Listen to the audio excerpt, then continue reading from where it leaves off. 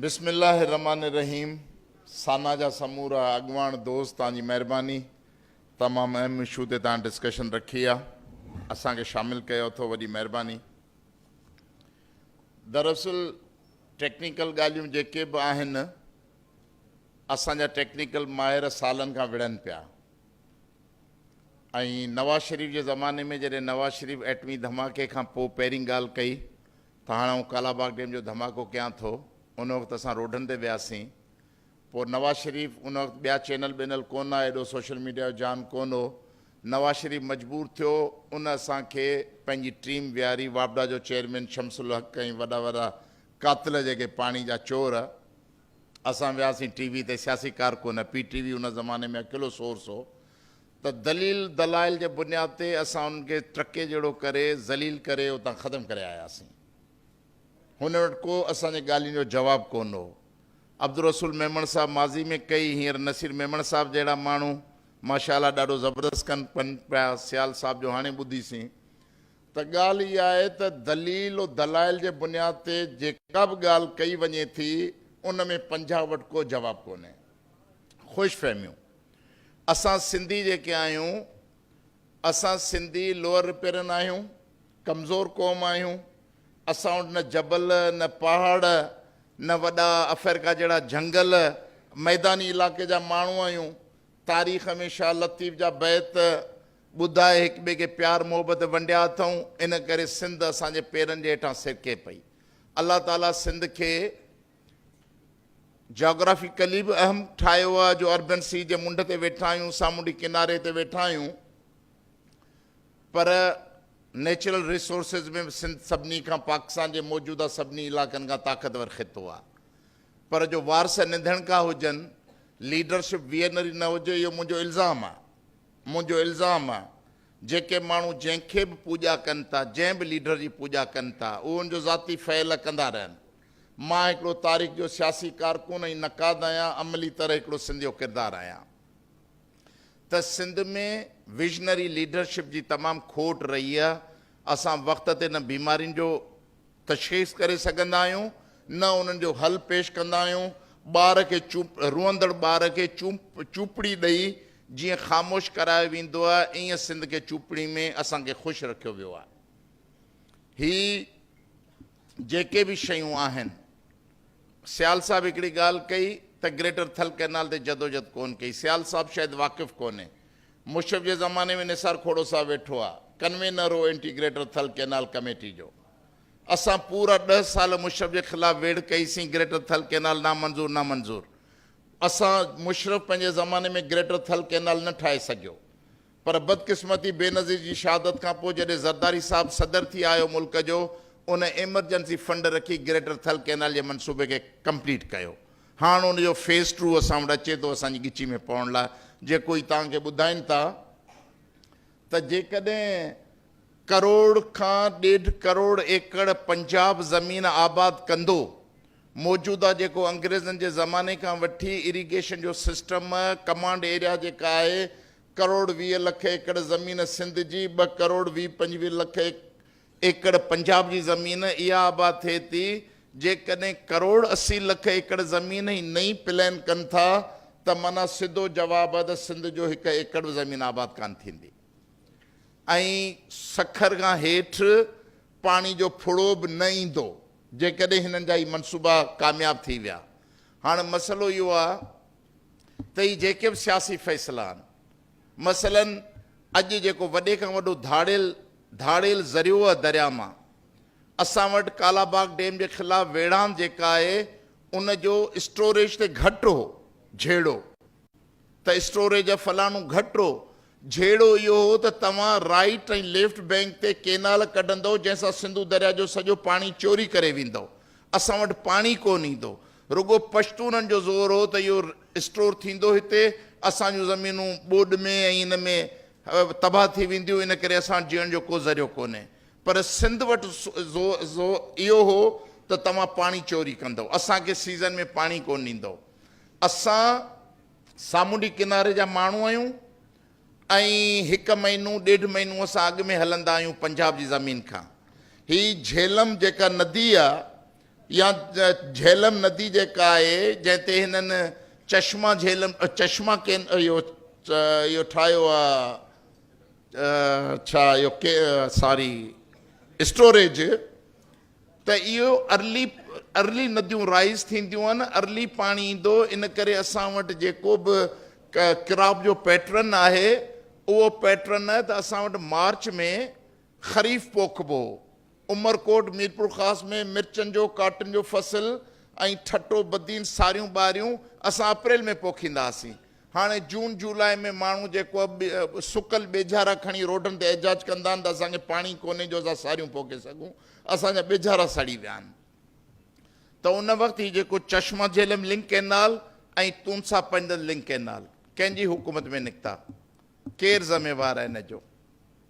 कंहिं माण्हू उन्हनि खे फैसिलिटेट कयो? अॼु तव्हांजे पाणी जो, सिंधू दरिया जे पाणी जो चोरी जो बुनियादी ज़रियो जेको आहे इहे ॿ कैनाल आहिनि। जंहिं कैनालनि मां पाणी चोरी थिए थो, पोइ जंहिंमें बि विझनि हू पंजाब सॼो उन्हनि जो आहे।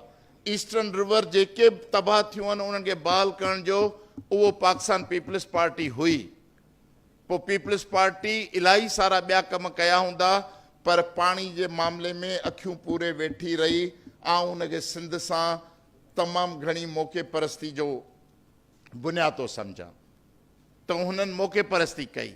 जंहिं वक़्तु इंडस रिवर ट्रीटी थी पे, सिंध तास मुआदो थियो पे, उन वक़्तु कहिड़ो सिंधी नुमाइंदो जंहिंखे विहारियो वियो हो? पंजाबी पठाण उन्हनि गॾिजी वेही तइ करे छॾियो त टे नदियूं आयूं हिंदुस्तान खे। उनखे ख़बर हुई त जेका सिंधू नदी आहे उनखे पिया पीड़ींदासीं आख़िर ताईं। नसीर मेमन गुज़िरियल दफ़े ॾाढी सुठी ॻाल्हि कई त पंजाबियुनि जी मुस्तक़िल मिज़ाजी 1859 खां सिंध जो पाणी चोरी करण खां उन्हनि स्कीमूं ठाहियूं आहिनि। 150 साल थी विया आहिनि, अञा ताईं उन्हनि जो उहो नस्ल 3 अची विया, 4 नस्ल अची विया, पर सिंधू दरिया जे पाणी ते चोरी करण जो जेको हुननि जी जेको रीत आहे उहा हुननि रीत न छॾी आहे। जेका नस्ल अचे थो ॿी नस्ल खां मुंतक़िल कनि था। ईअं पाणी जा धाड़ा हलनि था पिया। हाणे सवाल इहो आहे, स्ट्रेटेजिक नुक़्तो आहे। मां थोरी माण्हू चवंदा आहिनि कादिर मक़सिद फिरियल सिरियल ॻाल्हियूं थो करे, हीअं थो करे, हूं थो करे, छो जो असां हिन दौर खे भोॻियूं था। असां हिन दौर में भोॻियूं था। जेका सॼी तारीख़ जी फिटकार असांजे हिन नसुल ते आहे त कॉम्प्रेस लीडर किथे आहिनि, छा था कनि, हीउ ज़ुल्म पियो थिए, हू ज़ुल्म पियो थिए, हाणे छा पियो थिए। जेके 100 सालनि जूं बर्बादियूं असांजे नसुलनि ते तव्हां कंध ते विझी ऐं पाण आराम सां वेठा रहियो, हाणे उहे 100 सालनि जूं ज़िलतूं तव्हीं असांखे चओ था त असीं दुरुस्त करियूं। इन करे मां चवंदो आहियां त मुंहिंजूं ॻाल्हियूं भले मथे फिरियल लॻनि तव्हांखे, भले मथे फिरियल लॻनि ॻाल्हियूं, अक़लमंद माण्हू जे लाइ मुंहिंजूं ॻाल्हियूं सोच जो जवाज़ मुहैया कनि थियूं त इन ते सोचो छा करिणो आहे। भाड़े माण्हू लाइ उहो तानू आहिनि त भाड़ियो माण्हू असांजी ॻाल्हियुनि खे पंहिंजे लाइ तानू थो सम्झे। वतन फ़रोश ऐं गद्दार पंहिंजे लाइ चाबुक थो सम्झे ऐं दुश्मन जेको सिंध जो उहो गोली थो सम्झे। जेको जंहिंजो रीत आहे, जेका जंहिंजी नीत उहा सम्झे। पर मां बिल्कुलु वाज़े चवां थो त हिन वक़्तु इहे जेके बि आहिनि, कामरेड हैदरबग जतोई जो आवाज़ु थोरो हुयो, उहो बि हारियुनि खे ज़मीनूं अलाट कयो। बैराज पिया, हारियुनि खे ज़मीनूं, सिंधी हारियुनि खे अलाट कयो। उन वक़्त ताईं कामरेड हैदरबग जतोई जी हुई तहरीक। पाणी जे लाइ को विज़न कोन हो त इहे जेके बि कैनाल ठहनि था, इहे जेके बि बैराज ऐं डेम ठहनि था, आख़िर सिंध ते कहिड़ा असर पवंदा, कंहिंजो को विज़न कोन हो। 80 जनरल ज़िया जे ज़माने में रसूल पली जे साहब कालाबाग डेम वग़ैरह जे लाइ तहरीक हलाई, पर इहा ॿी ॻाल्हि आहे त वरी ग़ुलाम कादिर पली जो उनजो भाउ कालाबाग डेम जे मनसूबनि जो ठेकेदार बणियो वेठो।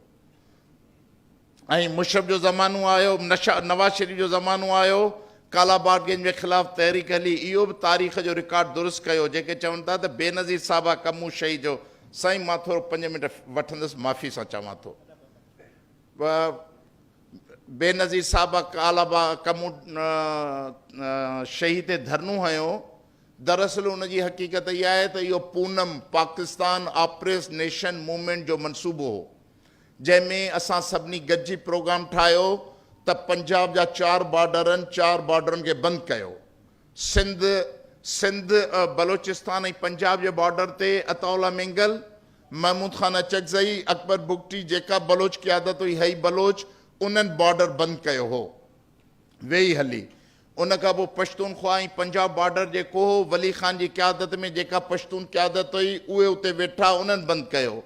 पोइ सिंध जे बॉर्डर जे लाइ असांजी जेका सॼी सिंध जी क़यादत हुई, पोइ बेनज़ीर साहिबु आख़िर में हाउ भरे त हा मां बि कमू शहीद में अचां थी, पोइ कमू शहीद में शामिल थी। बेनज़ीर साहिबु ऐं पाकिस्तान जा चारई बॉर्डर बंदि हुआ, पोइ कालाबाग डैम जी लानत लथी। हिन वक़्तु जेको बि रस्तो आहे, को रस्तो कोन्हे। हिकिड़ा सिंधी जा माण्हू जेके ही आहिनि पढ़ियल लिखियल सो कॉल्ड सोशल मीडिया ते वेठा आहिनि, सॼो ॾींहुं ताना तुनका था हणनि, सॼो ॾींहुं ताना तुनका। पाण घर खां निकिरी रोड ते अचण लाइ तयारु न आहिनि, ताननि जो वसकारा लॻा पिया आहिनि। बाबा जेकॾहिं 400-500 माण्हू पंहिंजो पाण खे बाहि ॾेई साड़े छॾनि, 400-500 माण्हू बाहि ॾेई साड़े छॾनि त पंजाबी केनलनि ते हथु खणी वेंदो छा? या 500,000 माण्हू बंदूकूं खणी ॿेलनि में हलिया वञनि, 50-100-2,000 माण्हू मारण खां पोइ कालाबाग डैम तां हिननि तां केनालनि तां हथु खणी वेंदो छा? असां सिंध जे माण्हू वटि सिर्फ़ु अवामी जमहूरी हलचल खां सवाइ ॿियो को रस्तो कोन्हे। हुननि मनसूबा करे छॾिया आहिनि, हू कमु कनि पिया, असीं ॿाकारियूं पिया। असीं हींअर कॉम्प्रेस रोडनि ते आहियूं, 5,000 माण्हू, 4,000 माण्हू, शाबास ग़रीब पहिरें उघाड़े हारी मज़दूरनि खे कमु धंधा छॾियो, असांजे रैलियुनि में बीठा आहिनि। पर इहो जेको कामोरो, जेको रिटायर्ड कामोरो आहे, 20-22 ग्रेड जो डिफेंस जे बंगले में वेठो आहे, सोशल मीडिया ते कहाणियूं थो लिखे, उहो घर मां निकिरी कराची जे प्रेस क्लब ते अचे थो एजाज लाइ। ही ॿिया जेके असांजा फैशनी माण्हू आहिनि, इहे कॾहिं निकिरनि था न। जेसीं ताईं सिंध इहा कुवत पैदा न कंदी त 1 करोड़ माण्हू सिंध जा, कराची खां वठी कश्मीर ताईं, कमू शहीद ताईं 1 करोड़ माण्हू घर मां निकिरो, न गार ॾियो कंहिंखे, न गोली हणो, न पथर हणो, हली रोड ते बीह रहो त असांखे बि या मारे हितां कढो, असां रोड तां न उथंदासीं। 6 करोड़ इंसान आहियूं असीं 6 करोड़ इंसान आहियूं, ऐं 6 करोड़ इंसाननि मां 1 करोड़ माण्हू कराची खां वठी कश्मीर ताईं रोड ते वेही रहो, पोइ भले अची ही रॉकेट लॉन्चर हलाइनि, गोलियूं हलाइनि, टैंकूं खणी अचनि, लाश अंबार सथियनि, अहिड़ी तहरीक खां सवाइ ही पंजाब मुड़ंदो कोन। हिन जो तय थियल आहे त हू सिंध खे बड़बांग करे, बर्बाद करे, ऐं सिंध खे हुन में पुॼाईंदो। बर्बादी में निसार खोड़ो साहिबु वेठो, पीपल्स पार्टी जो सदर।